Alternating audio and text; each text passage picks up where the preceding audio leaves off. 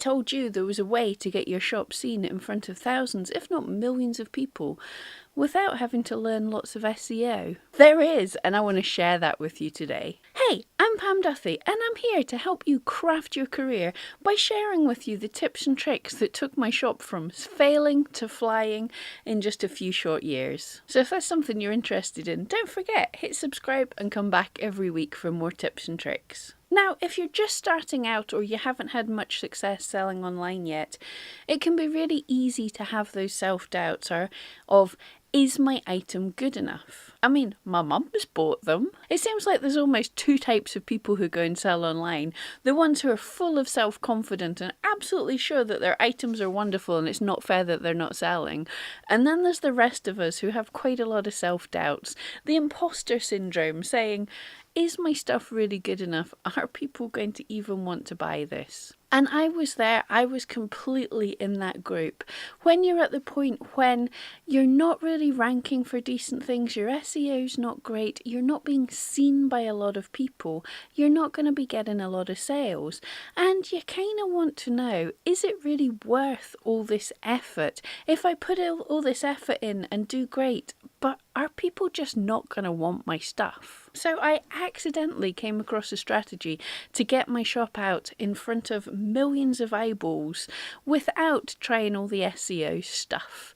And what was this? This was having Etsy feature my shop. Now, of course, this is not a guaranteed secret to success on Etsy. Not everyone can get their shop featured, but I'm going to tell you the tips and tricks that boosted my chances and actually meant for about 4 years in a row, Etsy featured my shop. Now, first of all, what do I mean by featuring your shop? Although things like the search is driven by a machine, it's an algorithm, there are certain things, certain times and certain places on Etsy that it's hand curated shops that are put in front of you. And by hand curated, that means a person at Etsy creates this. This can be some of the features that go on the homepage. This can be mail outs to subscribers on Etsy. This can be all sorts of things. My first time when this happened was way back in the day when Etsy had the same homepage for everybody. I got on the homepage a few times, and then I've been featured in mailing lists, in blogs, in articles, in all sorts of things. And how did I manage that? Well, as I say, this wasn't initially a strategy I was trying for when I started out. It was just something that happened a few times, and I looked back and figured out why it happened. So, as I said, these hand-curated things are curated by people. And for people to pull them all together, they have to find the items. And if you're a tiny shop, if you're not making much sales, how on earth are you going to get found? Well, hang out where the Etsy people are. So what I did, quite by accident, when I was wanting to boost my shop and learn more things, I spent a lot of time on the Etsy forums. Now, word of warning, do not go on the forums only to promote your shop. Do not go on the forums to go, Etsy people, notice me. You have to provide value. So I was asking questions and trying to learn, and I was also answering questions and being helpful. Now, if you're on the forums, you will have noticed there are hundreds of negative posts every single day, and that helps no one. Nobody wants to support a negative ninny. But I made a point of trying to post positive threads, asking people how their great sales were going, asking people for tips, supporting people who were being positive.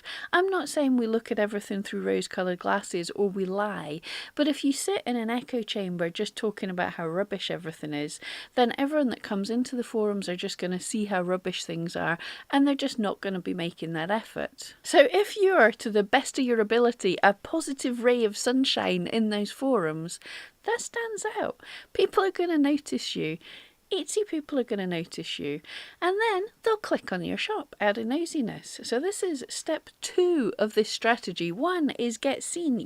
Go where the people are and be helpful and be positive. Step 2 is you have to have awesome items, or at the very least you have to have awesome photographs. A lot of these curated lists, guides, whatever else it is, one thing that's always in common with them is they always have gorgeous looking items. So do your best to get some fantastic photographs. If you're going to do this kind of strategy, this is the kind of, we're going to call this the going viral strategy. So if you're going to use the going viral strategy, you have to have something that people are going to want to share.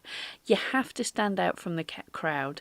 So I would totally advise, if you can't take great photographs yourself, hire someone to take some beautiful photographs of your items.